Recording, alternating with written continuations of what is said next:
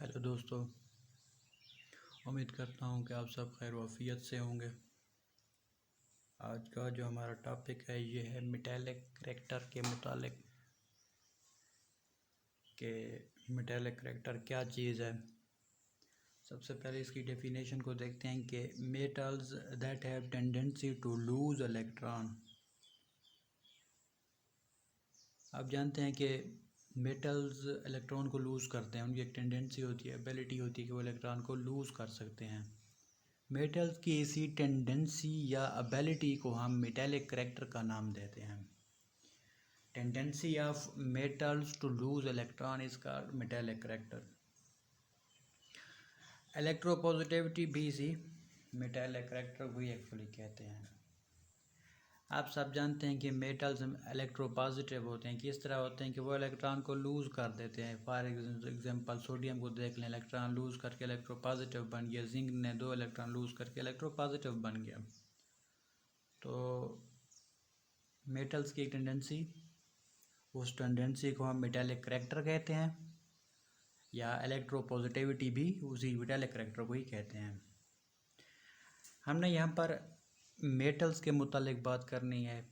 आने वाली वीडियोस में हम फिर नॉन मेटल्स के मुतालिक बात करेंगे।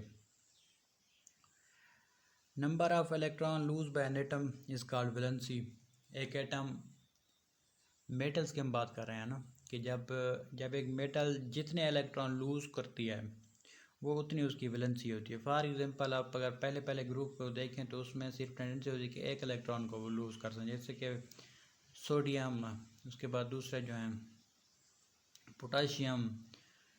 तो इनकी टेंडेंसी होती है कि ये एक इलेक्ट्रॉन को लूज़ करते हैं, तो इनकी वैलेंसी कितनी होगी? 1 होगी। दूसरा ग्रुप की वैलेंसी 2 होगी, क्योंकि उनकी एबिलिटी होती है 2 इलेक्ट्रॉन को लूज़ करने की। इसी तरह जो number of electron lose by an atom is valency of that particular atom, metal atom. अब इसका ट्रेंड देखते हैं पीरियोडिक टेबल में। इलेक्ट्रोपॉजिटिविटी और metallic character increases down the group. If you come from top to bottom in the periodic table, then you will realize that metallic character increase from top to bottom.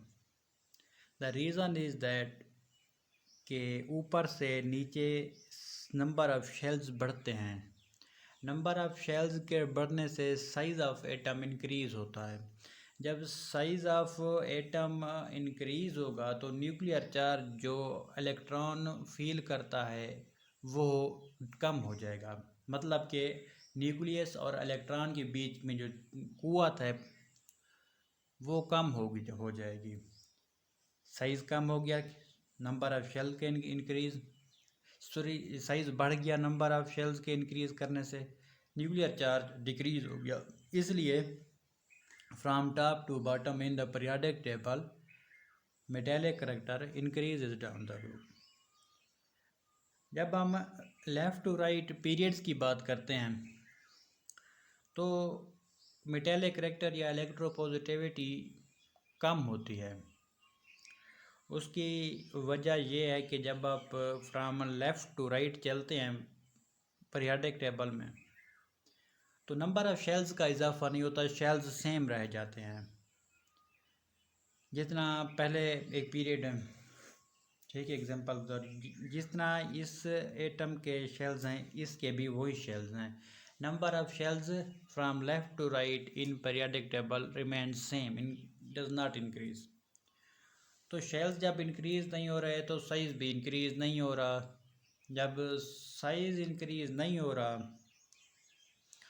तो फिर attraction between nucleus and outermost electron is stronger, so metal easily अपना electron release नहीं कर सकती। जबकि group में क्या था कि attraction between nucleus and outermost electron decreases due to increase of size. जब साइज़ बढ़ता है तो जो इलेक्ट्रॉन्स होते हैं वो न्यूक्लियस से दूर चले जाते हैं, तो वो आराम से लूज़ कर सकती है मेटल, ठीक है।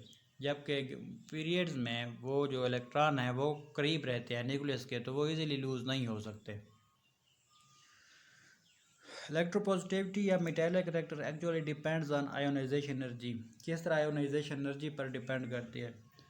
आप जानते हो कि ionization energy is amount of energy required to remove electron from gaseous, यानी एनर्जी की वो मिकदार जो हमें गैसियस एटम से इलेक्ट्रॉन को निकालने के लिए ज़रूरत पड़ती है। तो ये जो मेटालिक करेक्टर है आयोनाइजेशन एनर्जी पर डिपेंड करता है। अगर आयोनाइजेशन एनर्जी बिल पर ज़्यादा है तो हमें ज़्यादा एनर्जी देनी पड़ेगी एक इलेक्ट्रॉन को निकालने के लिए। सो मेटालिक करेक्टर डिक्रीजेज। जब आयोनाइजेशन एनर्जी कम है इट मीन्स कि इलेक्ट्रॉन न्यूक्लियस के दूर है तो इजीली निकाला जा सकता है। और जो पहला ग्रुप है पीरियोडिक टेबल में सोडियम वाला यानी कि अल्कली मेटल्स वाला, उनकी आयोनाइजेशन एनर्जी कम है as compare to second group which is alkaline earth. मैं यहाँ पर लिख देता हूँ अल्कलाइन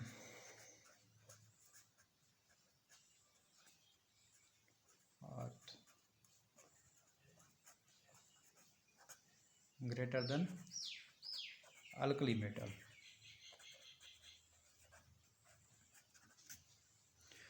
तो ये आयोनाइजेशन एनर्जी एक मतलब कि अल्कलाइन अर्थ मेटल क्योंकि वो दूसरे ग्रुप में आ जाती हैं तो उनकी आयोनाइजेशन एनर्जी ज़्यादा है as compare to alkali metal, क्योंकि हमें ज़्यादा एनर्जी देकर इनको निकालना पड़ेगा इलेक्ट्रॉन को, क्योंकि इनका साइज एक तो कम हो गया है, दूसरा attraction between nucleus and outermost electron is greater.